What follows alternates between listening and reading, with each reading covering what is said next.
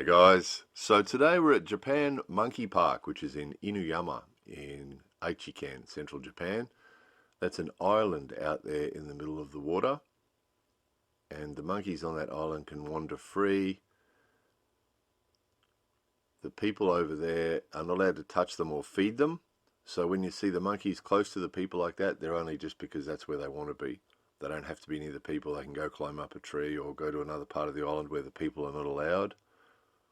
So there are some exhibits at this place that we really like this one. We think this one's really good because obviously the monkeys are only going near the people because they want to. They're not being fed, they're not being touched by the people. So this seem really comfortable. If they want to get away from the people, there's some huge trees on this little island. This guy was obviously digging for something that he liked eating. So we showed you this place a long time ago, and it hasn't changed much. There's some things about it we really like this exhibit. We think this exhibit's excellent. The animals in there seem really comfortable and really happy, very relaxed. The people are only allowed in the place for 8.5 hours a day. No, 7.5 hours a day. So the rest of the time, there's no people in there at all. So it's pretty good. They actually have rest periods as well in the middle of the day where they'll have an hour or so where people aren't allowed in at all into this island. So it's pretty good. It is pretty good, and the place is used to research about monkeys and things because of course there are a bunch of monkeys that are native to Japan. So huge trees, huge big old trees. So it's good, and it's actually Inuyama. It's actually a mountain. It's up on a mountain, so it's a great environment. So a lot of good things about it. However, there are also some exhibits and some enclosures around the place we don't like so much. So that was one of the good ones. That is one of the good ones. Check out the trees. And this one, not too bad. So you can see the environment's excellent up on this mountain. So for the people visiting, it's quite pleasant too. So this one's not bad. Be nice to see a bit more greenery in there, wouldn't it?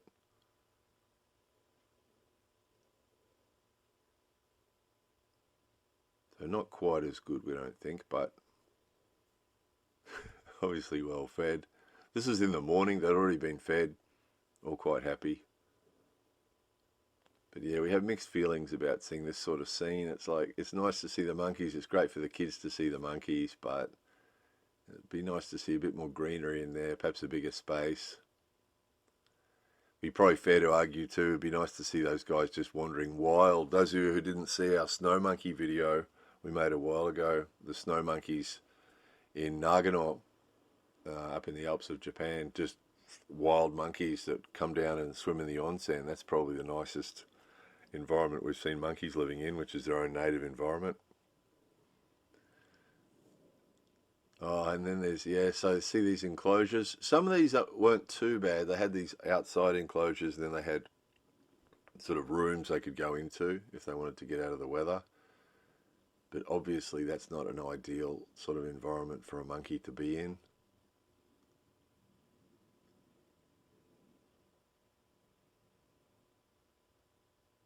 Oh, these guys. It's the guy from Lion King, isn't it? And there was a little kid standing in front of me. It wasn't one of our little kids. It was just some random little kid. And I don't know if this guy really liked the little kid or really didn't like the little kid, but he definitely reacted to him. Oblivious to me, but really, really something about the kid. Hard to tell if he likes him or doesn't like him, but he's definitely reacting to him. So again, not a good enclosure. They had an outside enclosure as well, these guys, but that inside enclosure is not real good, is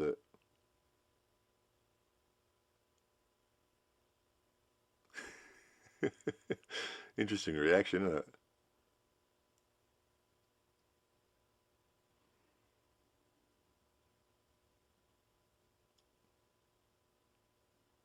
So these ones as well, not the best. This one's not too bad. So like we always say, we show you anything and everything about Japan. So zoos, we've got mixed feelings about zoos. We know lots of people have mixed feelings about zoos on one extreme to the other, everybody in the middle. on one hand, it's good to educate the public and get them enthusiastic about animals, but on the other hand, it's hard to see them locked up, isn't it? Here's another. This is another good enclosure. This is for lemurs, and it must be that lemurs don't like water because the only thing stopping the lemurs from escaping and off into the bush, the wild bush around us, was water. There's a fence at the back, but in front was just water. So evidently, lemurs don't like to swim. We're guessing. But again, this is a pretty good enclosure as well. 6 hours a day, people are allowed in there. The lemurs have a choice. The people are only allowed in a small area, and the rest of this little island, only the lemurs can go. And again, they're hanging out near us because they could get food. But then later, as you'll see, they just sort of wandered off and did their own thing. So it's good and bad, this place. It's good and bad. We'll give them good marks for this enclosure. That was a good one. And that first one on that island, that's a good one too. The others sort of vary a bit. So yeah, nothing between them. Look, just that water. So they must really not like water, or they could just swim across and just walk away.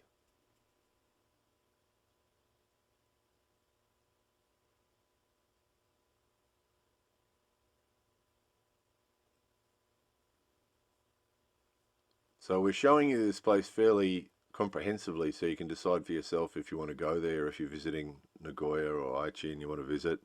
Some sort of sloth, was it? So they had these nocturnal animals were in these dark rooms with these red lights.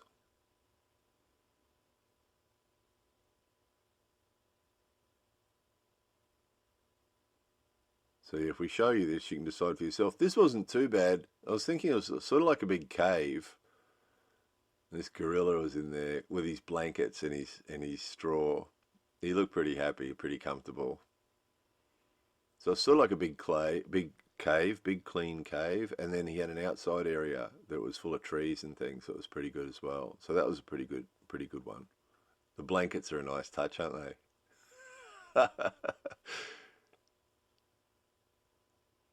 There's pretty good weather at the moment too. It's spring weather, so it's pretty comfortable. Have a look at him.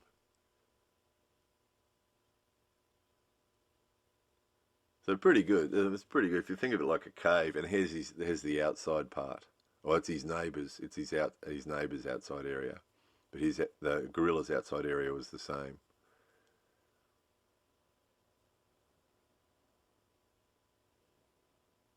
So not as good as being in the wild, of course. It'd be nice to see them all in the wild, but it's also argued that keeping these guys like this means that they can breed them and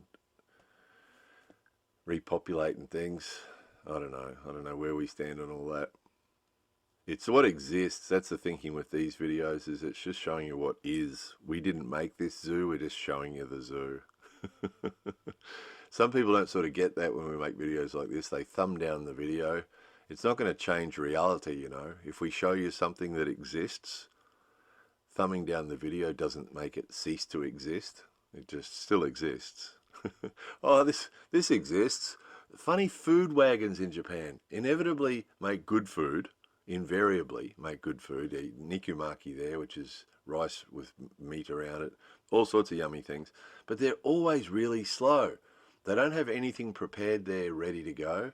So one person will walk up and order, and then they'll work on that order for 10 minutes and then give it to that person and say, okay, next. And the next person comes along and orders, and then they make that order. That'll take 10 minutes. So if there's 3 people before you, you've got to wait 30 minutes before you can order, right? It's a funny thing. You see this with these sort of food carts and food wagons all the time. It's sort of good that they make it fresh and it's always tasty, but it would be nice just to have some stuff already made so you can just walk up and just buy it and walk away. But they don't do that. This is the way they always do it. So we had to sit there 30 minutes, wait for the 3 people in front of us to be served, and then we could order, and then 10 minutes later we got to eat. So 40 minutes was wasted just to get food. Bit of a shame. Oh, we sat outside the lemur enclosure to eat.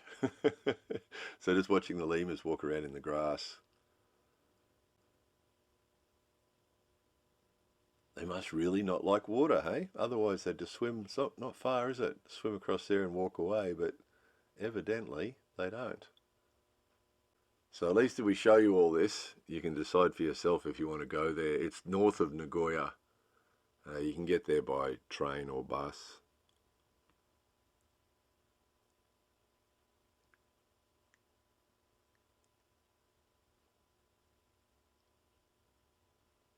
They look pretty happy, don't they? This is good to see. Seeing them like this, where they seem pretty happy. They've given them sort of environments there they seem pretty happy in.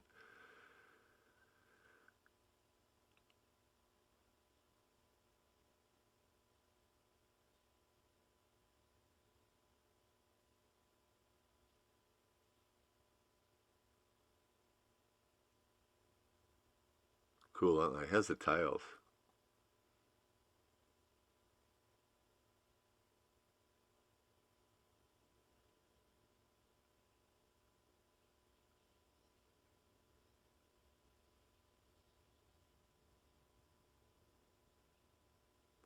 Lemurs. Yeah, we like the lemurs.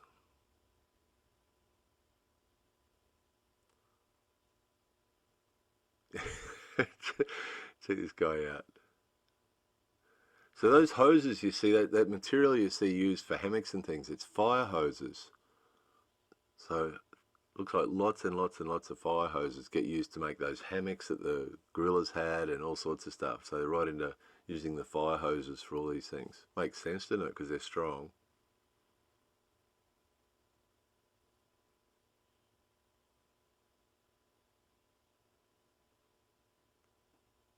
So they're the enclosures we don't like. They're not ideal, are they?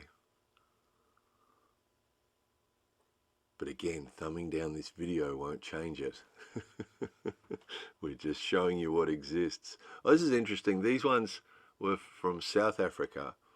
And what they'd done is they'd made this sort of a little highway so that they could open and close doors to give the different little monkeys access to the outside area. So not all at the same time, of course, because they're all different kinds of monkeys, but they could decide which monkey's turn it was and open the little door up in that little highway up above there, that little walkway, and that would allow them to walk outside along this little walkway and into an outside area, which is an interesting idea, isn't it? Because in fairness, most of those animals probably don't want to be outside in an Aichi winter. This is up on the mountain in Aichi where there'd be freezing temperatures in winter and snow and all sorts of stuff, where a lot of those African monkeys obviously wouldn't want to be in that. So this is a bit weird. It's all taxidermy and stuff, isn't it? Bit freaky.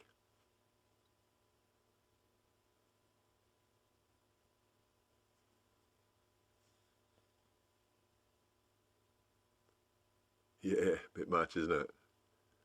But again, educational for the kids. That's why we take them to these places, is so they can see these things and learn about them.